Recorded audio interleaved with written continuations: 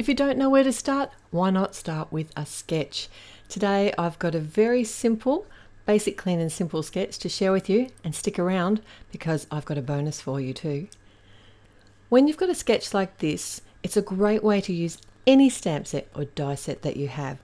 I thought it'd be fun today to use a really cute one from Sizzix. It's called Quirky Animals, and I just wanted to share with you, it has some of the dies within the set aren't separate. So even though there's lots of intricate pieces, there's not a ton of dies in there. Although I did do a ton of die cutting. I kind of think I went overboard a little, but that's okay because I can always come and use them on another design later.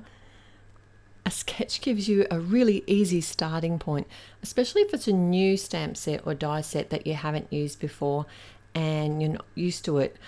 Sometimes you just need a starting point, and having a very simple or clean and simple sketch in particular takes the stress away, or for me it does anyway. So I can kind of just look at the images that are within the set and then use them to the parameters of the sketch, but still change it up and make it my own, and then also get cards that look different. And I'll share a little bit with you about that very soon. Initially, I was never very fond of sketches when I started card making, and I joined a challenge and it was a game changer for me. I found that sketches were a really good way to just sit down and focus on a specific design rather than what's in the die or the stamp set. And if I can make a certain set work in a sketch, it helps me learn that set and have a lot more fun with it, and probably try and use it in different ways to what I would ever have planned. And this is all of the images that I'm going to use from those die cuts that I made. I've got a quick pro tip for you here. When you have very small die cut pieces and you've already pre-cut something and not used it on another project, like I did with this sentiment here, I just attach it to a piece of low tack tape and adhere it on the inside of the packaging. That way I still have it and I don't have to re-die cut the whole word or a portion of the word to get the dot for the just. Alright, so we're going to work on our first design here. I'm going to do a very clean and simple version, which is probably my favorite go-to style of card making if you haven't been here before. And basically what I did, instead of having a small sentiment, I did change it up and used a very large sentiment here as the focal point, and added only 2 of the images that I created from the Quirky Animals die set. They are very quirky and a lot of fun. I popped up most of the design, but I was originally going to pop up the fox as well. It just didn't look right. It looked better adhered directly to the card front. This is an A2 side fold card, and when you're making clean and simple cards such as this, balance is everything, and just getting it looking right. You'll know if it doesn't feel right, and sometimes if you've already adhered everything, another tip is add a couple of embellishments, enamel dots, sequins, and sometimes you can level out your balance that way. And any crooked sentiments will be noticed straight away. So you do have to be careful with clean and simple designs such as this.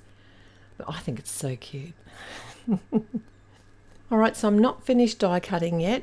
I do want to create like a visual circle.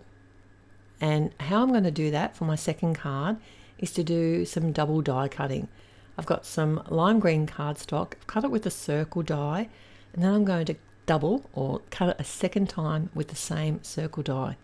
So this is going to give me the look of having a circle, which is more in tune to what the actual sketch is portraying.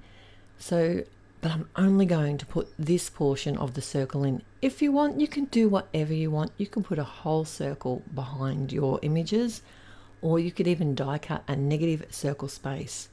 There really is so many different ways that you can use a sketch such as this. So I've amped it up here and added a design paper background of some trees. You could also stamp a background, 3D emboss, foil, do a washed background, whatever you like. You can even add a die cut like a cover die plate behind the image as well, so you can really jazz this what looks like a very simple template sketch as much as you want. I have done a bit of a combination of adhering images directly to the card front as well as popping them up, and I've added quite a few more images this time. And for the sentiment on this particular design, I've kept it in the center, close to what the sketch was asking, and I actually have the bear holding the sentiment here. You could die cut a sentiment, you could stamp a sentiment. If you're doing like a floral bouquet instead of images like I've used here, you could actually stamp a small sentiment onto one of the petals of the flower. And I've got a freebie for you. You can sign up and get my basic templates, my go-to favorite clean and simple templates. I'll have that link below. And here's both the cards now. The first version where the sentiment is the main focal point, and I've just added a couple of critters and kept it very clean and simple. And my second design, which has a lot more elements in the center point. The sentiment is very small, and I've added some design paper in the background. And don't forget to grab that freebie. I've got a couple more videos for you right here. Subscribe if you haven't already, and click on the thumbs up button if you did enjoy today's video. I'll look forward to seeing you again real soon. Till next time, happy paper crafting. Bye.